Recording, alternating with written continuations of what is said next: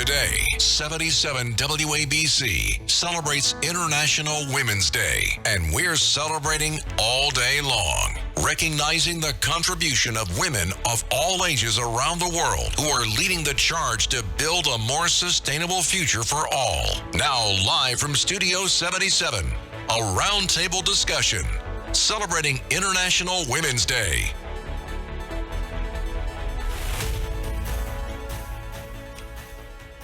And hello, everybody. This is Rita Cosby, WABC radio host, co-host on The Great Show with John Catsimatidis, Katz and Cosby, and Rita Cosby Show also at night on 77 WABC. Happy International Women's Day, everybody. And first off, we want to thank John and Margot Catsimatidis, who do so much to support and honor women every single day. It's International Women's Day every day at 77 WABC, thanks to the great leadership of John and Margot. And today we are spotlighting some incredible women who inspire not just women, but also men. They inspire everybody, and they come from great walks of life and teach us all about giving back, working hard, making a difference, but also making a difference for our world. And we have an incredible Grand Marshal who we are starting out with, Andrea Catsimatidis, known as AJ. We love AJ Catsimatidis. She's an incredible businesswoman, an incredible philanthropist, and also she is the Manhattan Republican Party chair. We also have with us Lolly Weymouth. Lolly is the senior associate editor of the Washington Post, has interviewed the who's who of the world, and we can't wait to hear about you and all your background. Kathy Wild, of course, president and CEO of the Partnership for New York City, represents hundreds of businesses around the state and also nonprofits, and you have had an extraordinary life. We can't wait to hear about that. And we also have with us Ambassador Johanna Skocek. She is the Deputy Ambassador of Poland to the UN and also the Vice President of the Executive Board for UN Women. So the perfect combination. Let's start with our fantastic Grand Marshal, AJ Catsimatidis. AJ, tell us a little bit about what you do and also the secrets to your success. Thank you for having me today. I'm excited to be here in the studio to celebrate International Women's Day. In addition to business and doing investments, I'm head of the Manhattan Republican Party, so it's my job to find the candidates, get them on the ballot, and be the cheerleader to help our political causes. And it's so important to have leaders that want to empower women, because women have more empathy. We're just engineered differently, and we need a little bit more kindness in the world today.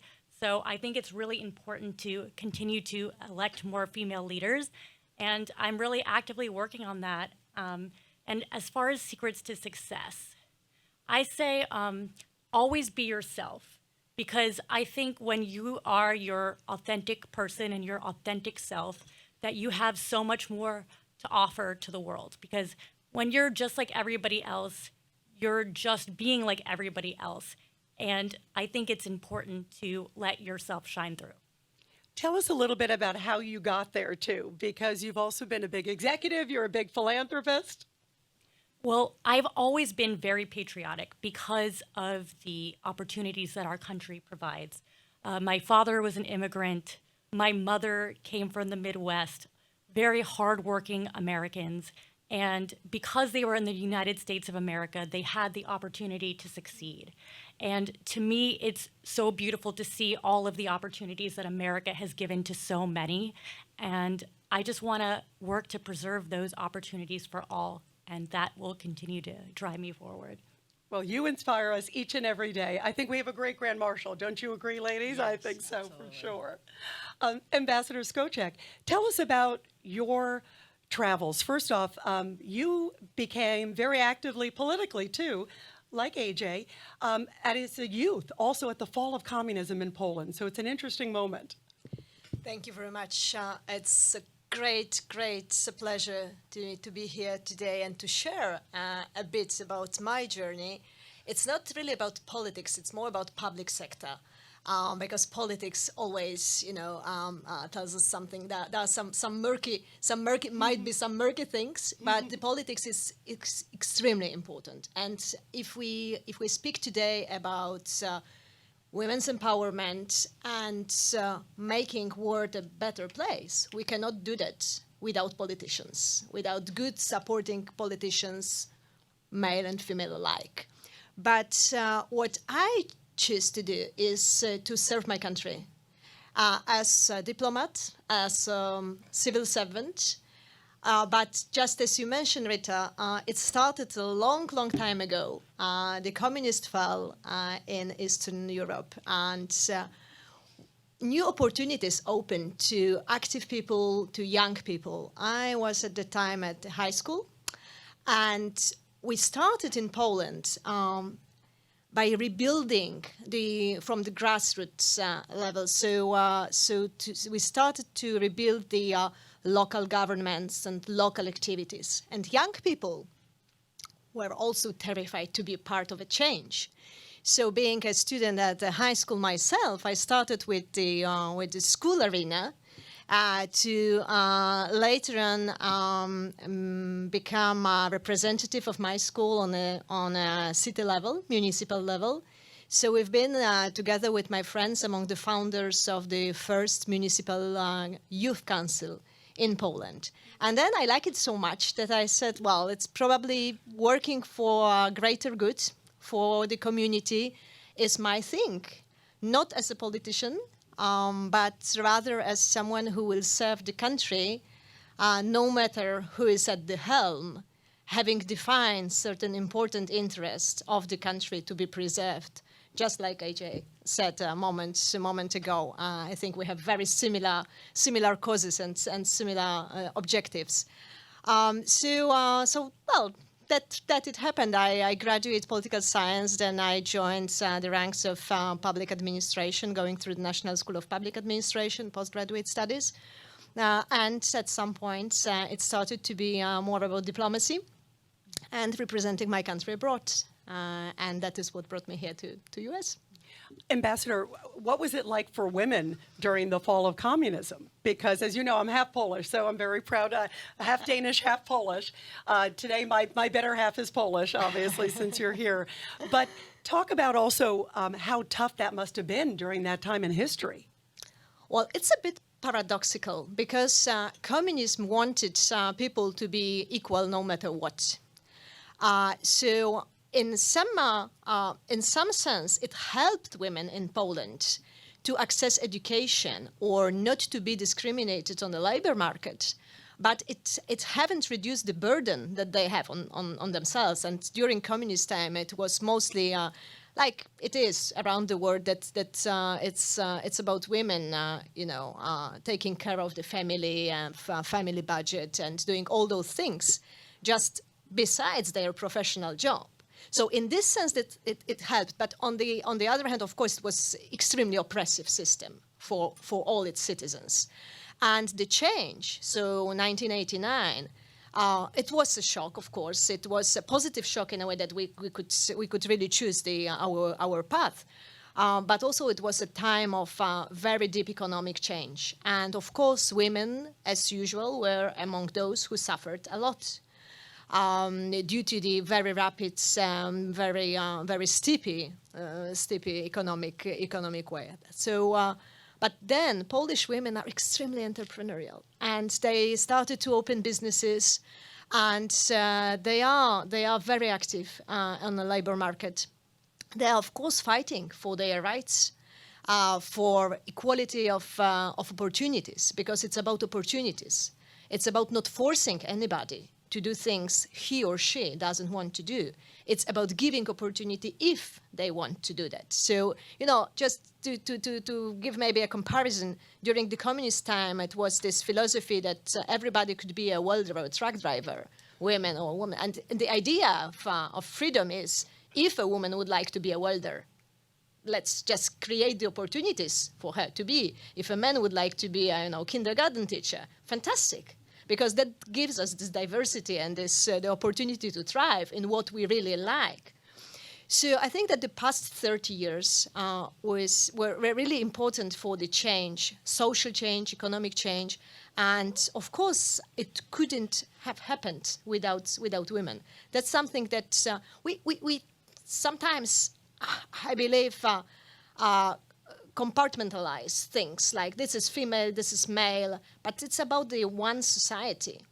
And if we just forget about the half of the society, it's not just this half that suffers, it's the whole society that suffers. So giving the opportunities for education, for development, it's a basic, and it's a guarantee for a success of the whole society, economy, political life. And Polish women recently especially, they are very active in political life as well, and they understood that the change will not happen on its own. We need to help it. Yeah, absolutely. A great message, especially on International Women's Day. Let's go to Kathy Wild. Kathy Wild, President and CEO of the Partnership for New York City.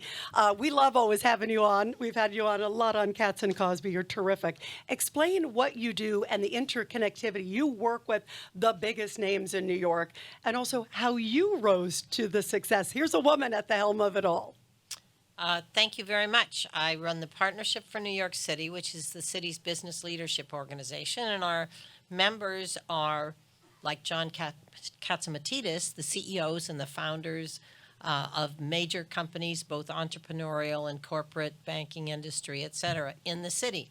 Well, then you have good taste if you have John Katzimatidis in the group, okay? Absolutely. All right. Very lucky to have John. So, and I have been at the Partnership for 40 years.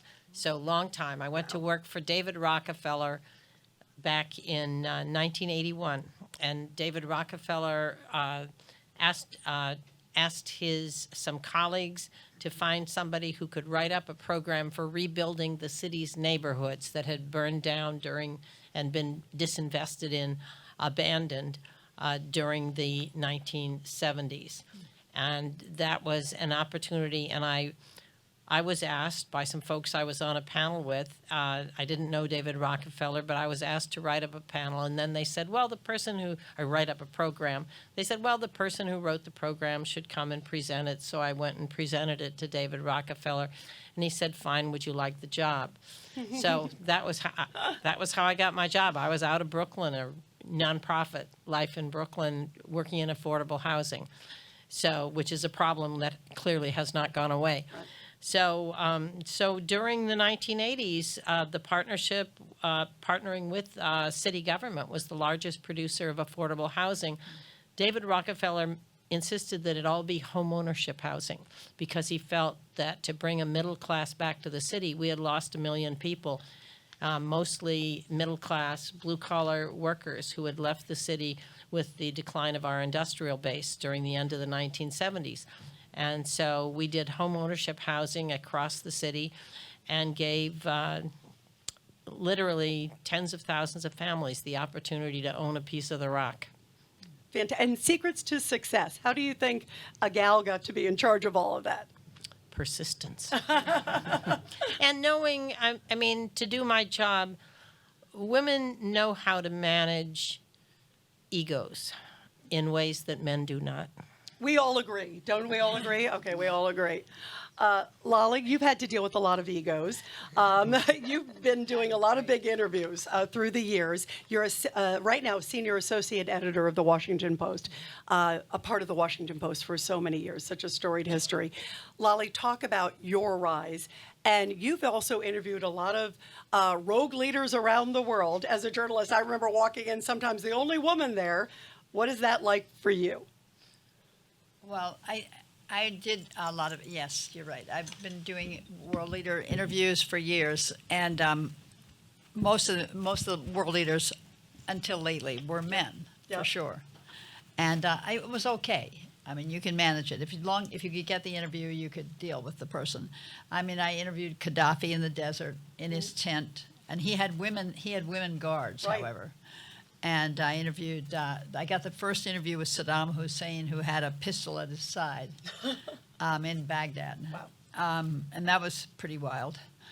But, and I interviewed, I would say, all the Middle East, Saddam Hussein, I mean, both Syrian leaders, Assad one, the father Yep. and the son. I interviewed the father twice, and the father was very, very smart. I mean, he was not on our team, but he was very cunning and very tough.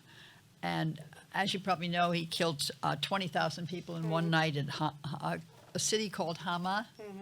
And then the son I interviewed when he came to office. And he was no charmer, but he's still around. And I've interviewed the king of Jordan, and I interviewed his father. I interviewed Mubarak, and I interviewed Sisi, this General Sisi, who's president of now President Sisi, the president of Egypt. Anyway, I've interviewed Arafat. I would say in the Middle East, I interviewed every single Israeli prime minister since 1982, I would say. But I have also interviewed a lot of people around Latin America. I've interviewed a lot of Asian leaders. And you're right. I mean, most of them were, except for, oh my God. That might be Arafat calling now. No. I think except for poor President Park of Korea, who was put in jail. And then there was a really noble woman called Aung San Suu Kyi, who was president of Myanmar. And I got to interview her right when she was let out of jail, and I think it was 2015. And she was very beautiful and she was a hero to the people in her country. And the generals have now put her in jail. Yes. For speaking out. And also Benazir Bhutto, former leader of Pakistan. You did an interview with her. I did a couple of interviews with her. When she was prime minister, I interviewed her. And I interviewed her 2 weeks before she was assassinated, and which was a tragedy for that country, I think. Was there any difference, Lolly, to the male leaders that you interviewed from the female interviews? And also, how was that? Often, as a journalist, when I'd walk in, I was the only woman in the room, too, often when you're interviewing this high-powered man. How was that? Did it help? Did it hurt being a woman since it's International Women's Day? I don't think it helped or hurt. I think if you were smart and you knew what you were talking about and you were prepared, and also to the Polish ambassador's point, I went all through Poland and Hungary and Czechoslovakia right after the fall of the wall in January that year after the wall came down. So I don't think it helped or hurt as long as you knew what you were talking about.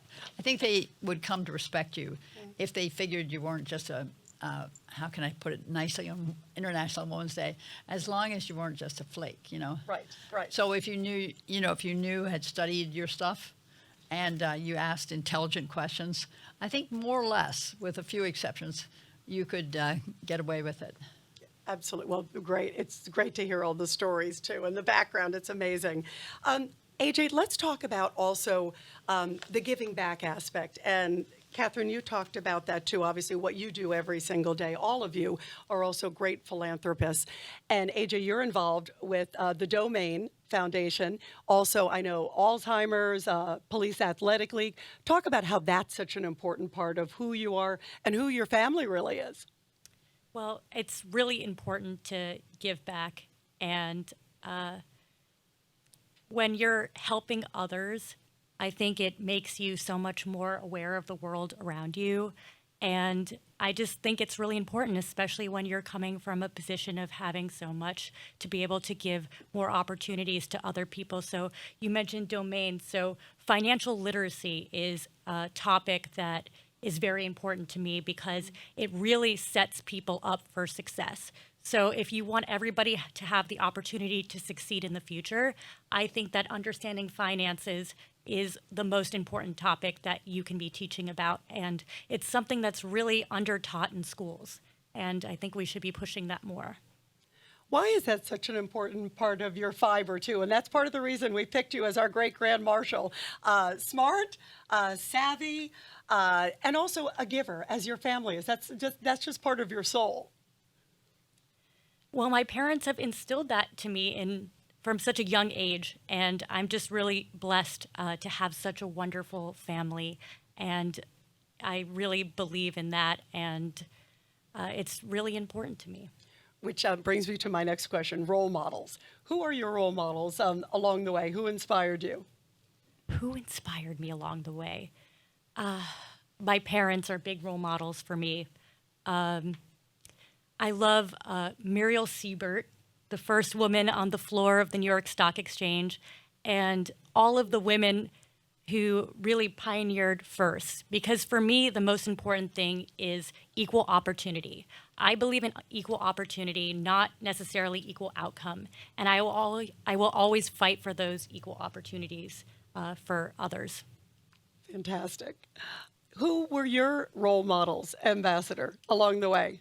Wow, that's a tough question. Well, I would say that me too. I'm very much for equal opportunities, and I'm always very angry when people say, "Oh, there is the woman who will preside over this, and there is a woman who was the first." We don't say it when a man is elected. So I would like to see the world where it's absolutely normal that a woman does something and a man does the same thing. And in this respect, I also very much cherish the success of those who did something for the very first time. And there is a famous Polish scientist born in 19th century, Maria Skłodowska-Curie, Nobel Prize winner twice in chemistry and in physics. And she was someone who, against all odds, succeeded. And it was really, really tough because she was born under the partition and she needed to travel to Paris to study. Women were not allowed to study at the time. And, well, the Polish language was forbidden as a language of education. So she traveled there and she was the first in everything. But in the same time, she was absolutely okay with that. She was like, well, yes, I'm doing research and I'm simply the best. She was not saying that because she was very modest.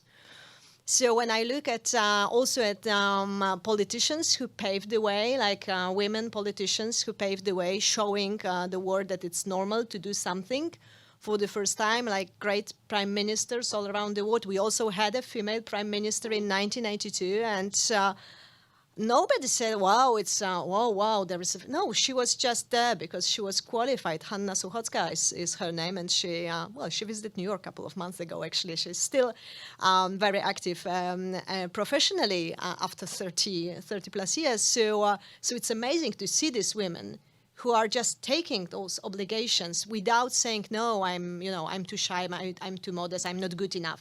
That's our biggest problem, that very often we say, well, maybe I'm not good enough for that. You would never hear a man saying, well, I will not take this job because I'm not good enough for that. And women are evaluated on the basis of what they did, while men are very often evaluated as a prospective member of a team, what they can deliver, what they can bring. I would love to see this situation equalized in a way, but also it is I believe deep in us that we should be ready to speak out. So I always cherish all those women who are ready to stand up and say, yes, I'm good enough. Great messages. Bravo. Lali, your thoughts too. First of all, role models. You've met obviously so many folks along the way, but also I think that's a great point what the ambassadors bring out. Do women and men sort of approach things differently? Well, I mean, I think the obvious role model in my life, and actually my mother was an extremely famous role model, I would say, in America, not just in... Yeah, tell everybody. I know who your mom is. Tell everybody about your mom. My mother's name was Catherine Graham, and she was the publisher of the Washington Post. And my father... Very famous one and very accomplished. Yes. Indeed, she was. And my father had been the publisher of the Washington Post until 1963, when he died. And my mother then took over. And actually, I wrote her speech to the board, which was, she didn't actually know anything about business, but she was determined to take over the paper. So I actually wrote her speech to the board, which was, shall we say, interesting. I was in Harvard, so I knew what I was doing. And so then she went down and delivered the speech to the board with some anxiety, I would say. But she definitely knew what she wanted to do. She wanted to keep that paper, and she wanted to become a good publisher, which she did. She became a really excellent publisher and a very, very famous woman in America. And she wrote her biography at the age of 80. and which won the Pulitzer Prize. And my brother and I used to worry about, is this thing going to sell? And so, of course, not only did it sell, it won the Pulitzer Prize. And then Steven Spielberg made a movie called The Post about my mother and her, how she did Watergate. And so, of course, she became an enormously famous figure. So, and an example, I have to say, people walk up to me in every country where I go around the world when they find out, that I'm the daughter of Katharine Graham, and they say, oh, my God, I've read the book, and oh, my God, she's my role model. And even people like 20 years old or something, or 30, and they say she's changed my life. And it's quite sweet, actually, and quite impressive. I think she would be thrilled. So that's my big example. But my brother and I have said, she would go for weeks without seeing a woman. There's a famous picture in Fortune of her being the only woman in the boardroom. All the boardroom was men. So, it was a really, really different time than today when Kathy's presiding over so many women who are really talented. And Kathy, how about you? That's Lolly, thank you. That's really beautiful also to remind everybody about your great mom. Kathy, talk about... Lolly is not easy. I know. I was going to say it's not for anybody. Following any of you is not easy, but go ahead. So I'll give an example responding to your question earlier about philanthropy. I think many people don't realize that New York City is quite unique in terms of the level of philanthropy and the way philanthropy drives our culture and so many of our institutions. So, as AJ said, in many, many families in New York for many years, many generations, and of course the Rockefellers were the ones I was close to, but many families have been so philanthropic. And this is not true in other countries where government basically takes care of social, cultural, et cetera, needs. Very different from London, from Paris. Here it really relies on the private sector, and I think people forget that sometimes, and it's important to remember. And the role model I would mention for all of us in that context is Dr. Ruth Gottesman, who just gave $1 billion to that was amazing. Albert Einstein Montefiore Hospital to allow every young person who aspires to be a physician to go there for free. And her husband was on the board, right? And she's an educator. Was that the biggest donation? Berkshire, right? Yeah. That was the Money biggest. Came from Warren Buffett, Right. Explain the background. The as Lolly. Berkshire investment. Lolly can explain it. And biggest we can explain it. biggest donation ever, right? Wasn't it? Or one of yes. It's huge. And I think what's most interesting is she wanted no naming rights. Wow. That's the female side of the philanthropic equation. Good one. Very, very good one. Best advice and worst advice that you got along the way. I'll tell you, I remember early on, Diane Sawyer told me, get by with not a lot of sleep. And I remember thinking, what is that? And it's because we always travel all the time. We're working crazy hours, which is part of the joy of what we do. What's your best advice that you got from somebody, Lolly? And what is your worst advice? Is there anything that somebody said to you, boy, that stuck with me, especially early on? You talked about your mom. Is there something your mom told you early on that really stuck with you as a life lesson? And pass it on. Yeah, how about Catherine? Best advice, probably when I started the job as CEO of the partnership, Carol Clarican, who had been budget director under David Dinkins in the city, came to me and said, "It's great that you're in this job." I'm the first woman in my job. Right. She said, "It's great you're the first woman in the job," but she said, "You've got to remember, women tend to underestimate. Women tend to think that they have to know something in order to say something." She said, "Men don't have that obstacle. They just say whatever pops into their head." And it's sorry, guys.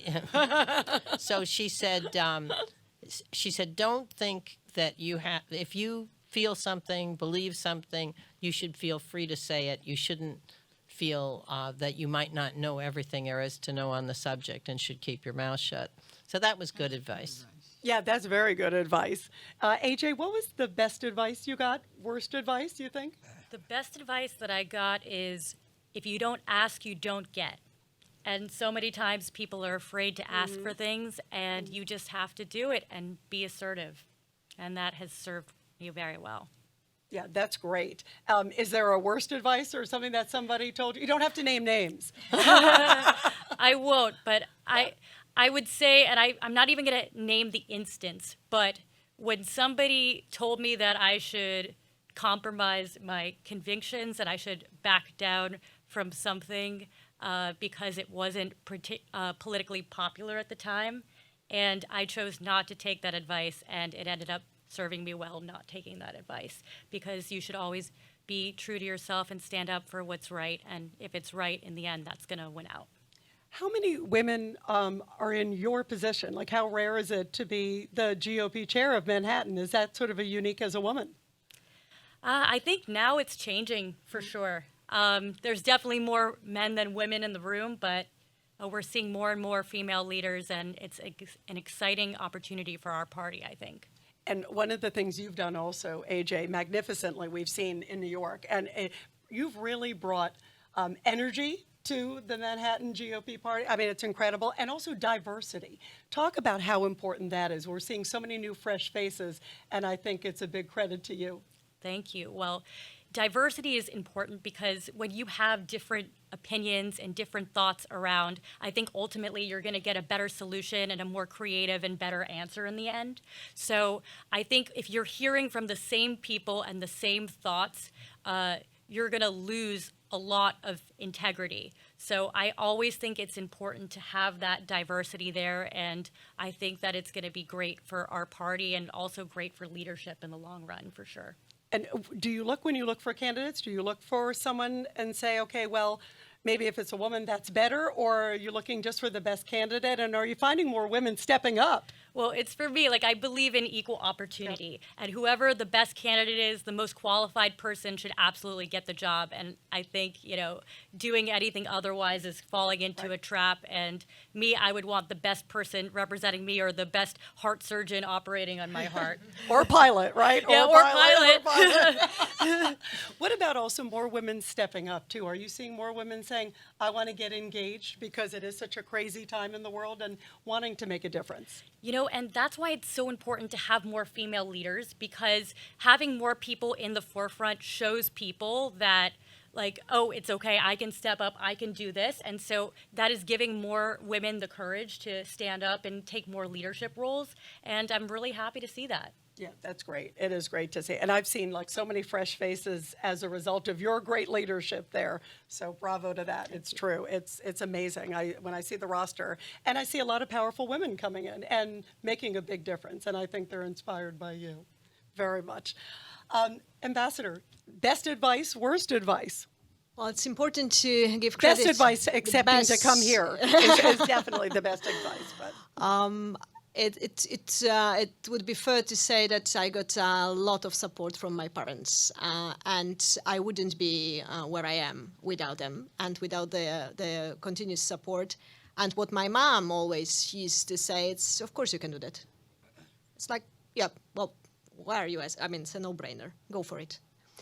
And when it comes to worse advice, I'm lucky not to get any really bad advices. But there is a famous Polish saying, roughly translated, "Sit in the corner, you will be found." And it's not true, you won't. So that's something that I always say, no, don't believe this. It's not true.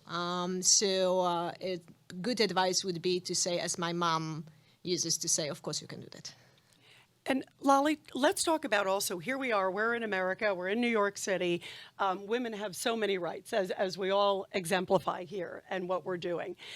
But there are places in the world, since it's International Women's Day, where women do not have the rights. I mean, I think about still under Taliban rule, what's happening in Afghanistan. And as we saw, sadly, what happened in Israel, too. Israel, come on. The attack, I'm talking about on October 7th. But just overall, everybody, where would you like to see, where do we need to see women strides, I guess, around the world? And where would you like to see a big difference in women's rights? What can we help some of these other places around the globe where women, in Afghanistan, they can't go to school. There's still so many problems. I think the Afghanistan thing was really a tragedy. It was just totally unnecessary. As you know, Donald Trump started negotiating and he excluded the government of Afghanistan, and he actually wanted the Taliban to come to Camp David, if you can believe it. And then Biden continued it, and he had a panel of advisors who thought, "Oh my goodness, Biden's come to office.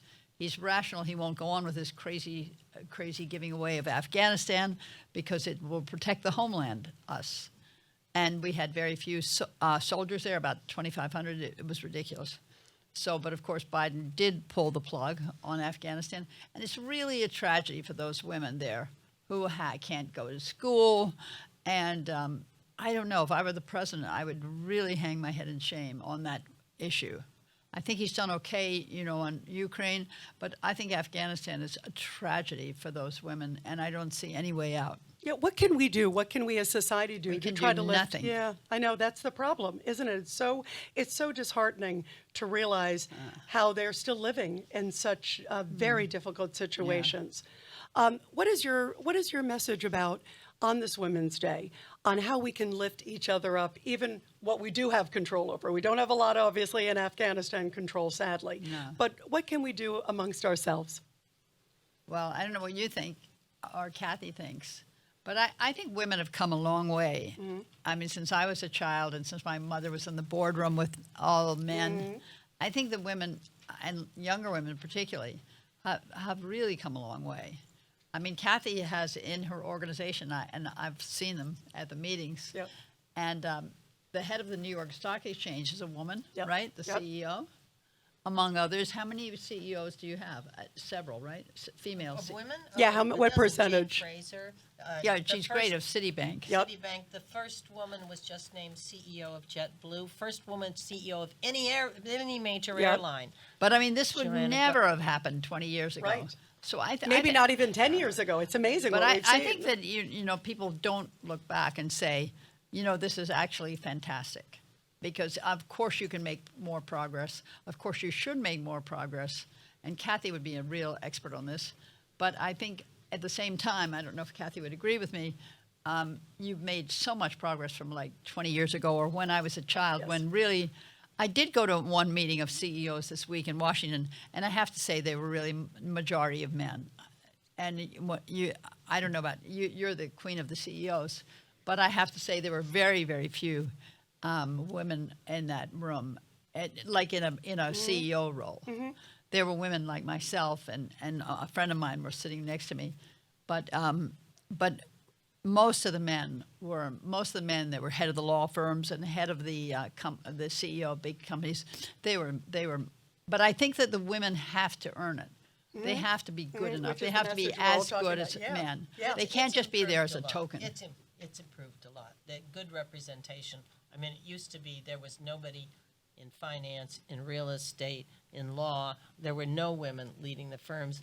Now, yeah, what percentage do you think, Kathy, are women now within your partnership? Of the Fortune 500, I think we're talking about, in our membership, probably 15% CEOs. These are the major global companies, and that's 15% more than we had. It was zero when I started. Mm-hmm. Absolutely. And I just want to say also here at 77 WABC, I think about, we've got Margot, of course, Margot and John as owners, Emily Pankow, who's head of our legal department. I think about Stephanie, who's head of social media with Doug and everybody else. We have great guys too, but we have a lot of women in really key leaderships. I've seen, for example, in the real estate industry, it was all the sons of the families were invited in. I had dinner last night with Francine Lefrak, and I reminded her of this. I said, if you'd been born 40 years later, you'd be a partner in the real estate firm. Instead, she's doing great philanthropic stuff. She's doing great stuff. New Center for Women at Bard and many other things. But in other cases, like Bill Rudin has Samantha Rudin, his daughter now in place. So it's really changed dramatically. Where do you think we need to go? What needs to change from your perspective, Kathy? At this point, I think it's basically self-fulfilling on the part of the women, that believing they can do it, stepping forward. The young women are much more confident than we were in our ability to lead. And I think that, so I think it's really self-determination at this point. Yeah, and I'm happy to see it's happening, and self-fulfillment too, which is great.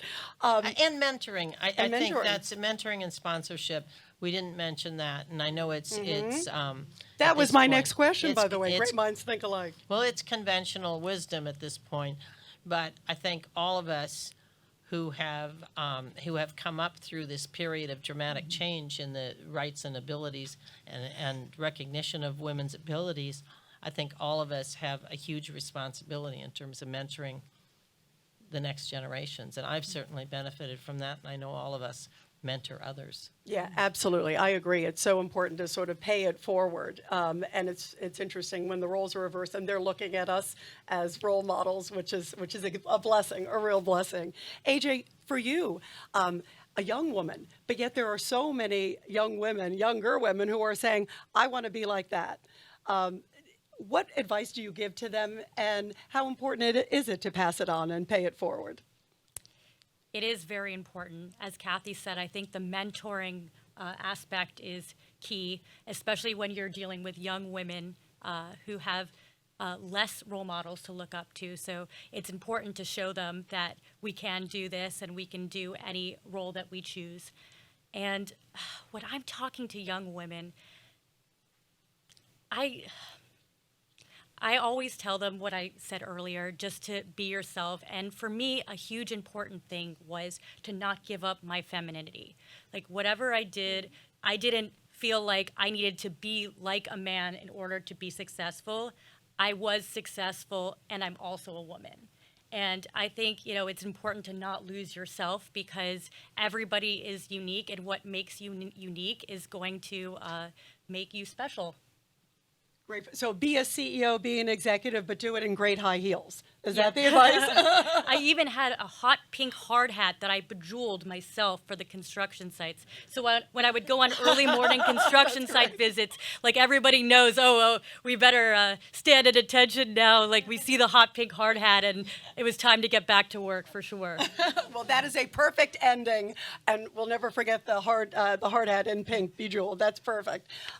What a pleasure to have all of you. Catherine Wild, thank you. Lolly Weymouth, thank you so much. Of course, Ambassador Spocek, wonderful to have you here. And our great Grand Marshal, AJ Katzimatidis, thank you so much. It's really an honor to have you here, too. Thank you.